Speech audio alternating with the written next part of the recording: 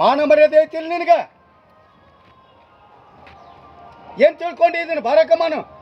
ಏನು ಹೇಳ್ತೀಯ ಅವನ್ನ? ಅಣ್ಣ ಅಂತ ಹೇಳ್ತಿ? ಅನ್ನ ತಿಂತ ಅಣ್ಣ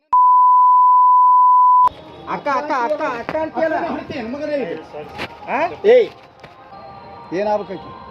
ನಂದು ಇದು ಮ್ಯಾರೇಜ್ ಮತ್ತು ಅಕ್ಕ ಅಂತ ಹೇಳಿ ಅಕ್ಕ ಅಂತೀಯಲ್ಲ ಸುಳ್ಳು ಮಗನ.